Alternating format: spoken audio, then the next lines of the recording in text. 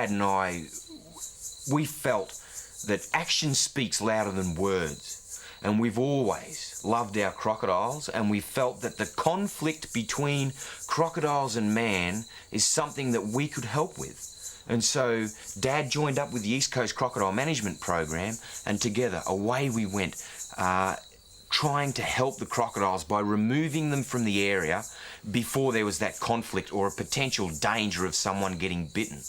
That was probably the most exciting time at the park, actually, because we had to catch what they classified then as nuisance or road crocodiles. And we were contracted to National Parks and Wildlife to catch these crocodiles. It was an extremely exciting time.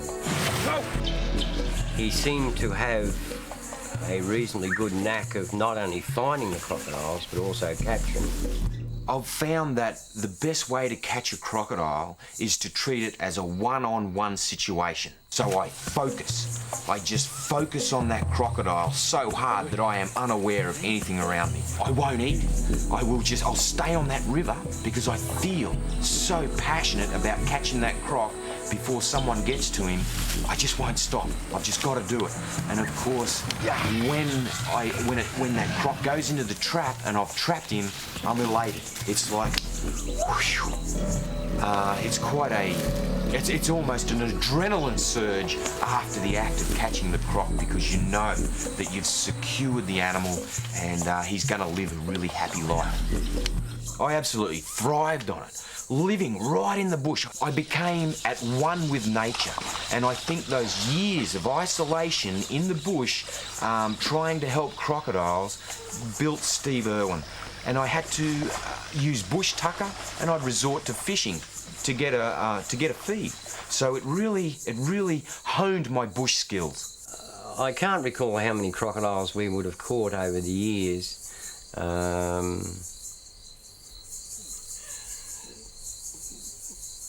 I suppose close to 100 crocodiles, maybe, over those years. I spent what felt like a lifetime up in the wilderness catching crocodiles on my own, and occasionally I'd have family and friends helping me, which was great. Dad bought me this old National video recorder, which I'd jam in a tree, on the mud bank, put it on the front of the boat, on the back of the truck, absolutely everywhere to capture a piece of history. My sister Mandy came up to give me a hand, and she turned out to be an expert on the camera. Sharing all this with my dad and with my best mate Wes has helped to build me to be the person I am, because it was crocodile conservation in its rawest form, and to get it all on an old video camera is exceptional. Female crocodile, Mandy Irwin.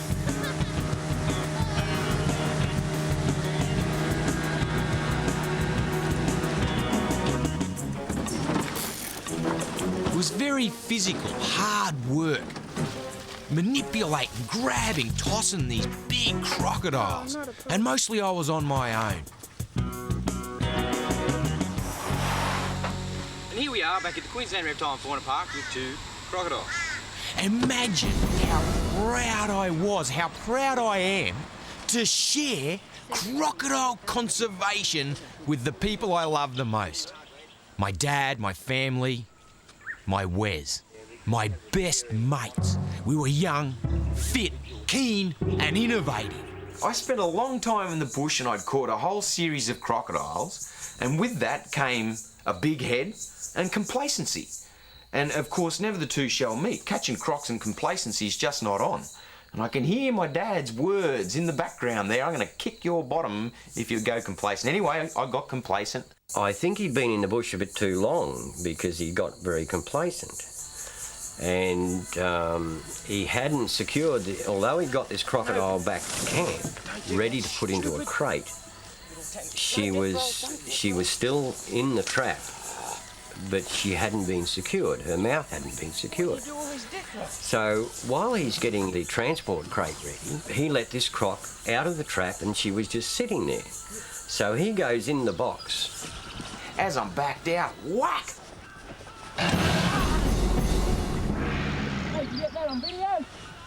She put a series of real beaut holes in my feet all the way to the bone. thanks a lot. And I had to ring my dad up. And so I've rung up, "Oh, Dad, I need some help." "You need some help?" Geez, this doesn't sound like young Steve-O. Look what that crocodile did to me, Suey. So he was extremely fortunate that all he had in his foot was some holes, and he also still had the croc that could have just walked off back to the creek.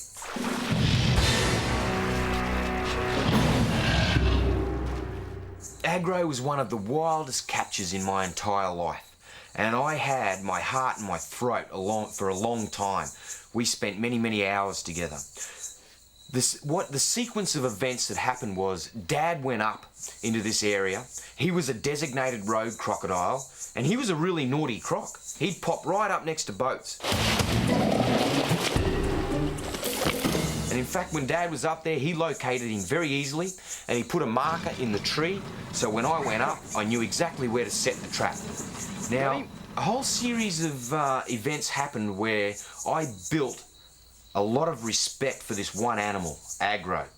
I've gone in, I've located the trap site, and even when I went in to set the trap, I felt this crocodile stalking me.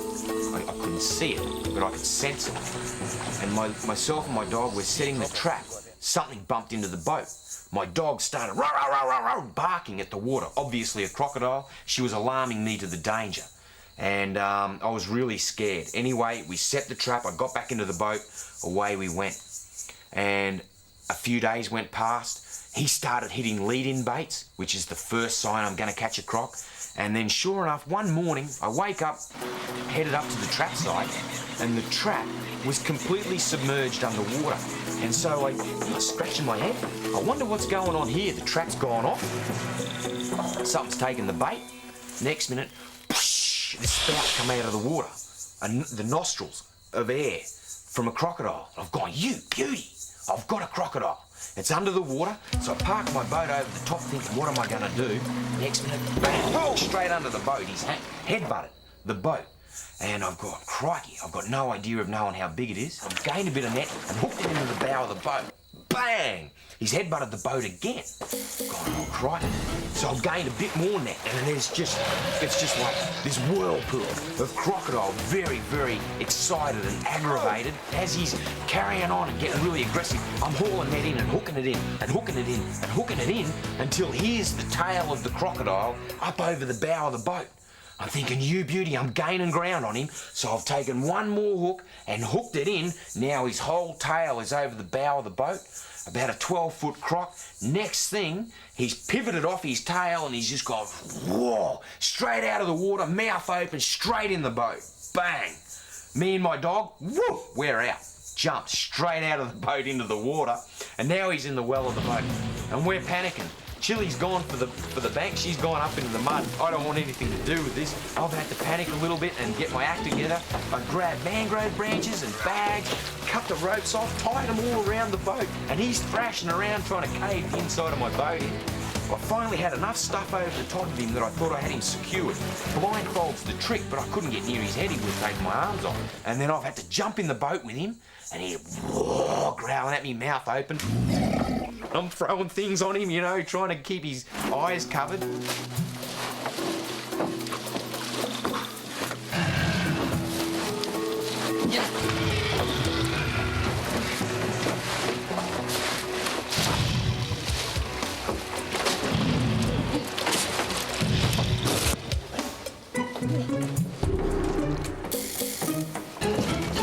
As soon as I fired up the boat, that really hurt his feelings. He just got bang, and I could feel the boat starting to split them. Oh my gosh, oh my gosh. And as I'm going along, he fought so ferociously that I thought he was just going to split the boat like a tin can.